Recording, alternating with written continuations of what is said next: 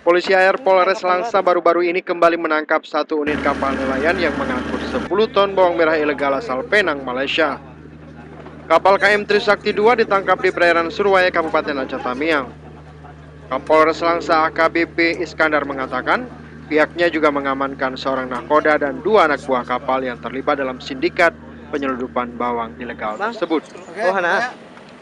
Tim Airut Mabes dan tim Airut Polres Langsa bekerja sama berkat info masyarakat dan hasil giat patroli. Kita amankan lagi satu buah kapal. Kapal ini datangnya dari Serwe dan memang khusus dia membeli bawang bombay ini, bawang bombay yang kemudian dibeli di Penang ya, Penang Malaysia, sehingga mereka memang khusus untuk membeli untuk membawa ke Aceh, terutama di perairan Langsa, Tamiang, Aceh Timur.